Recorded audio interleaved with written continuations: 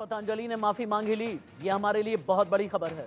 याद है ना आपको, एलोपैथी को लेकर के बयान देना, बयान से बाबा रामदेव पहले पलटे नहीं। सुप्रीम कोर्ट ने में इंडियन मेडिकल एसोसिएशन ने याचिका लगा दी। इंडिया न्यूज पहला चैनल जिसने इस बड़ी खबर को तथ्यों के साथ में फॉलो किया था। और अब पतंजलि की माफी हमारे लिए बहुत बड़ी खबर है। एक बड़ी वो खबर जिसका आपसे सरोकार है। बिग ब्रेकिंग को तुरंत फ्लैश करते हैं। थोड़ी देर के बाद में मेरे लीगल एडिटर भी मेरे साथ में जुड़ने वाले हैं। पतंजलि के मैनेजिंग डायरेक्टर ने माफी मांग ली है। पतंजलि भ्रामक विज्ञापन विवाद मामले में पतंजलि की तरफ से एमडी ने यानी मैनेजिंग डायरेक्टर आचार्य बालकृष्ण ने माफी मांगी है। बालकृष्ण ने सुप्रीम कोर्ट से बिना शर्त माफी मांगी है। अपमानजनक वाक्यों वाले विज्ञापन पर खेद है, ये अपने माफीनामे में कहा गया है।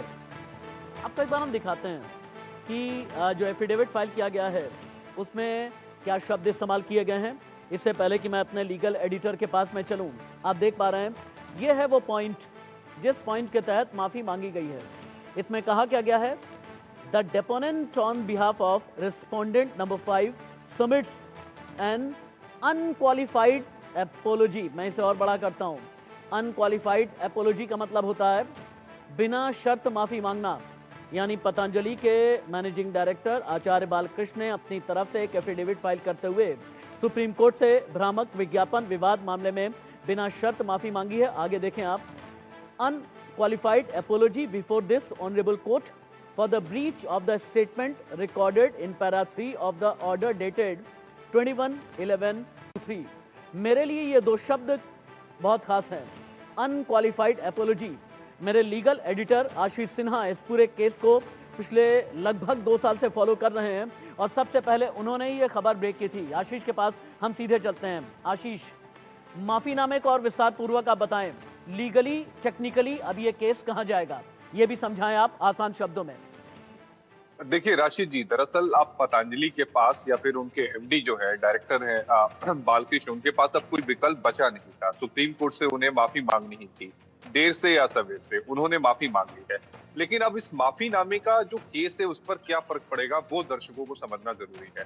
इस माफीनामे के बाद पतंजलि की तरफ से कोशिश ये की जा रही है कि सुप्रीम कोर्ट की जो तेवर सख्त है वो नम हो जाए, लेकिन ऐसा होता हुआ दिखेगा नहीं, क्योंकि 2 अप्रैल का जो आदेश है, यानी 2 अप्रैल को बाबा रामदेव को और पतंजलि के डायरेक्टर जो है बालकृष्ण, इन दोनों को पेश होना है, तो वो उनको पेश होना ही है। दूसरी सबसे अहम बात कि अगर कोर्ट ने आपको से ये पूछा है कि अवमानना की कार्रवाई क्यों ना की जाए, तो इसका जवाब आपको दाखिल करना है। वो जवाब अभी बाबा रामदेव की तरफ से दाखिल नहीं हुआ है। मुझे लगता है कि 2 अप्रैल से पहले हो जाएगी। तीसरी है बात कि जब आप इस तरह के मामलों में अदालत में पेश होते हैं तब अदालत के सवाल जवाब सीधे आपसे होते हैं। चौथी है बात, जब आप अदालत के सामने सवाल और जवाब देते हैं तब आपको अपने शब्दों पर, आपकी भाषा पर बेहद नियंत्रण रखना पड़ता है। अगर जरा सी भी चूक होती है, क्योंकि सारी बातें जो होती हैं वो रिकॉर्ड कर ली जाती हैं। छठी है बात, अभी तक पतंजलि की तरफ से, बाबा रामदेव की तरफ से या बालकृष्ण की तरफ से जितने भी जवाब दिए गए हैं वो प्रेस कॉन्फ्रेंस में दिए गए हैं। सातवीं है बात, प्रेस कॉन्फ्रेंस में जो जवाब दिए गए हैं उसमें प्रेस ने अगर उनसे, जैसे हम लोगों ने लगातार पूछा कि अगर आपके पास कोई सबूत है जिसमें आप निरोध करने का दावा करते हैं वो सबूत दीजिए, तो वहां पर वो अकाउंटेबिलिटी नहीं आती है। वहां पर वो चाहे तो दे या ना दे। 9वीं अहम बात, लेकिन अगर सुप्रीम कोर्ट ये पूछ लेता है कि अगर आपने दावा किया है तो आप हमें सबूत दिखाइए, तब आपको सबूत दिखाने पड़ेंगे। और 10वीं अहम बात, आयुष मंत्रालय की भूमिका बहुत ज्यादा